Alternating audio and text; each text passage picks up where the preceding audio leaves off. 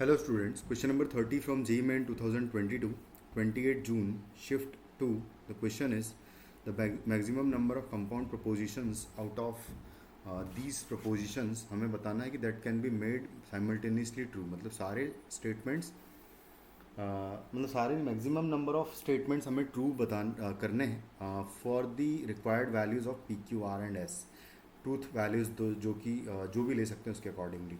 तो मैं सबको पहले तो लिख लेता हूँ। जो सबसे पहला स्टेटमेंट लिखा हुआ है पी और एस लिखा हुआ है। सेकंड स्टेटमेंट है पी और नॉट एस लिखा हुआ है। थर्ड स्टेटमेंट है पी और नॉट क्यू और एस लिखा हुआ है। नॉट पी और नॉट आर और एस लिखा हुआ है। नॉट पी और नॉट आर और नॉट एस लिखा हुआ है यहाँ पर। थर्ड स्टेटमेंट ये वाला है नॉट पी नॉट और आर और क्यू और नॉट एस। फिर ये वाला स्टेटमेंट देखिए अगर तो ये लिखा हुआ है क्यू और आर और नॉट एस। उसके बाद इसकी बात करूँ तो ये वाला स्टेटमेंट है क्यू और नॉट आर और नॉट एस। और लास्ट स्टेटमेंट लिखा हुआ है हमारे पास नॉट पी और नॉट क्यू और नॉट एस, है ना। कुछ इस तरीके से है। टोटल नंबर ऑफ स्टेटमेंट्स देखें तो 1 2 3 4 5 6 7 8 और 9 टोटल नंबर ऑफ स्टेटमेंट्स हैं। और इन 9 स्टेटमेंट्स में से मैं अगर देखूं तो टोटल 6 टाइम्स नॉट एस आया है हर जगह। और देखो हर जगह और वाला साइन है, और वाला साइन है, यानी कि अगर कोई भी एक स्टेटमेंट ट्रू हो जाएगा तो अपने आप सारे स्टेटमेंट्स ट्रू, मतलब पूरा स्टेटमेंट ट्रू हो जाएगा। तो जैसे ये 6 स्टेटमेंट्स की मैं बात करूँ, इनमें नॉट एस है। तो अगर नॉट एस है तो मैं नॉट एस को अगर ट्रू कर दूँ, यानी कि इसका मतलब ये हुआ कि एस को मैं अगर फॉल्स कर दूँ, तो एस को अगर फॉल्स कर दूंगा तो नॉट एस ट्रू हो जाएगा। तो ये 6 के 6 स्टेटमेंट्स ट्रू हो जाएंगे, क्योंकि एक भी स्टेटमेंट ट्रू हो गया तो अपने आप सारे, है ना, सारा स्टेटमेंट जो है ट्रू हो जाएगा इनमें से, है ना।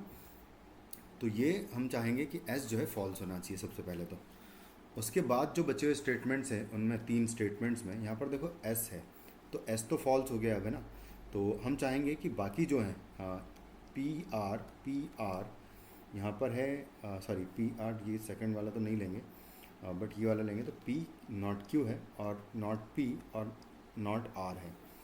उनमें से अगर मैं देखूँ तो एस तो ऑलरेडी फॉल्स हो चुका है, तो मैं चाहूँगा कि ये दो और ये दो भी क्या ये ट्रू बनाए जा सकते हैं। तो अगर ये ट्रू बनाए जा सकते तो कब होंगे, कंडीशन क्या होगी।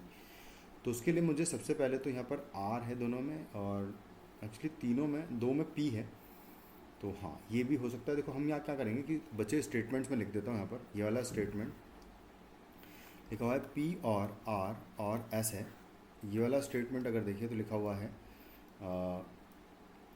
पी और नॉट क्यू और एस है। तो एस तो फॉल्स हो चुका है। और लास्ट स्टेटमेंट ये वाला है जो कि नॉट पी और नॉट आर और एस है। तो ये 2 स्टेटमेंट्स ट्रू हो जाएंगे कब, जब आप पी को ट्रू कर दोगे। तो यानी कि इन दोनों स्टेटमेंट्स को ट्रू करने के लिए मैं पी को इक्विवेलेंट टू ट्रू ले लूँगा, और इस वाले स्टेटमेंट को, क्योंकि पी ट्रू है तो ये फॉल्स होगा और एस ऑलरेडी फॉल्स है, तो मुझे इसको ट्रू बनाना पड़ेगा, यानी कि नॉट आर जो है ट्रू होना चाहिए। तो इस वाले के लिए नॉट आर अगर ट्रू कर देंगे तो यानी कि आर जो है फॉल्स कर देंगे अगर, तो काम हमारा हो जाएगा। तो यानी कि सारे स्टेटमेंट्स ट्रू बनाए जा सकते हैं। तो यानी कि 9 इसका आंसर आ जाएगा, maximum number of compound propositions जो कि साइमल्टेनियसली ट्रू बनाए जा सकते हैं, वो सारे के सारे स्टेटमेंट होंगे, जो कि ऑप्शन आंसर हो जाएगा 9 इस क्वेश्चन का। Thank you.